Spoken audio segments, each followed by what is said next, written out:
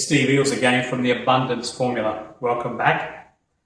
I hope I can help you a little more with your results in creating the life of your dreams with this new video. Thank you to all of those who have commented on the social media page and in the email. It's always nice to hear your success stories, and hopefully I'll be able to cover some of your questions. In the first video, I discussed how easy it is to lose focus on the thing that we want to attract to us. Just in our everyday living, we can become so overwhelmed with circumstance and situation that we can't find our objective anymore. We learned how focusing on things we don't want in the form of worry and stress will only help to attract more of the same. We saw how a daily technique can seriously change how we think and feel about the changes we want to see. I also taught how a lifetime of looking for the science in everything has led me to develop a highly successful formula that's changing people's lives. As the author of the book, The Abundance Formula, I've had the privilege of teaching this new technique for a number of years to clients and friends. And I've seen some incredible changes take place in people's lives. I've seen people change their daily thinking and attract vast amounts of money. I've taught people who have found deep and lasting love relationships. The Abundance Formula has helped a lot of people, myself included, to begin to live life not only with a happier, more positive outlook, but with massive improvements in their health and wealth situations and in personal relationships. In the comments and questions I received, some of you asked about the area of holding on to your belief, especially when your point of attraction hasn't turned up in your life yet. Here's the best way I can answer that one. In the first video, I started to tell you the story of my beautiful oldest sister, who totally beat cancer. This was long before I knew about the law of attraction or any of the laws of the universe.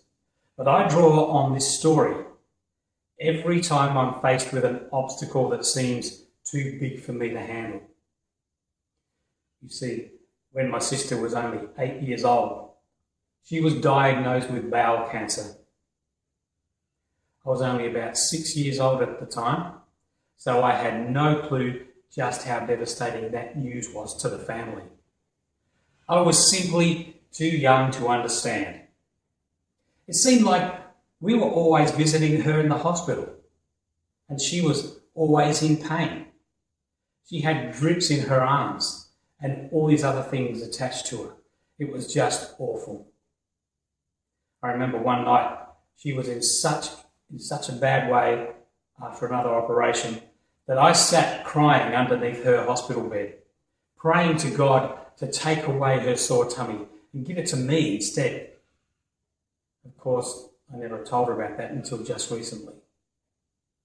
She went through the embarrassment of losing her hair as a young teenager, and she missed so much of her schooling because between the age of 8 and 16, she was having one operation after another. Finally, the doctors gave up and they told us they couldn't do anything for her anymore. She was actually going to lose this battle. Here's the good part. My dad heard about a faith healer in the city and decided that we were all going to this meeting to see this faith healer. Even though none of us knew anything about faith healers, we knew there was nothing else left and her survival depended on it.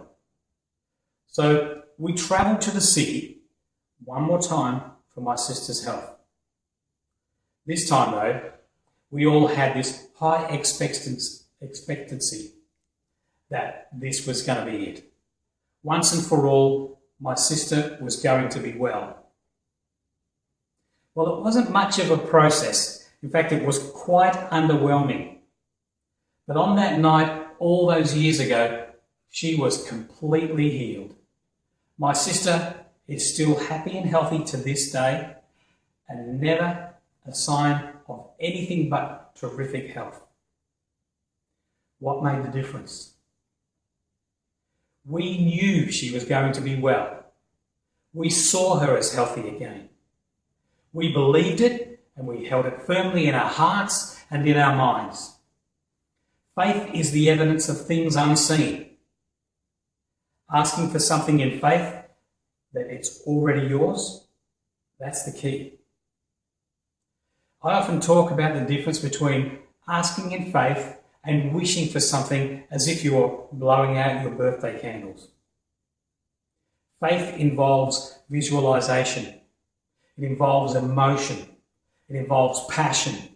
It involves understanding that while it might not be physical to others, it's still very real to you.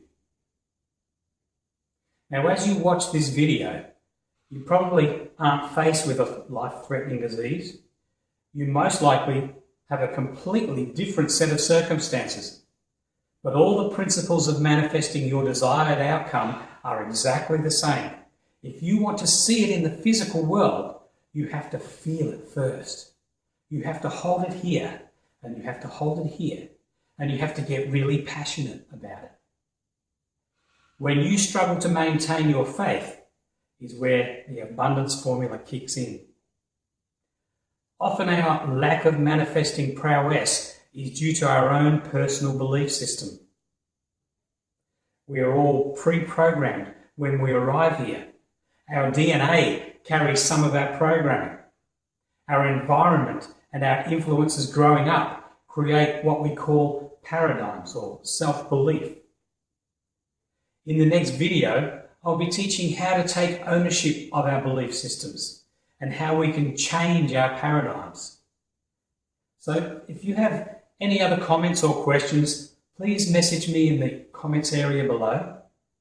I'd love to hear how you're growing and learning the new techniques.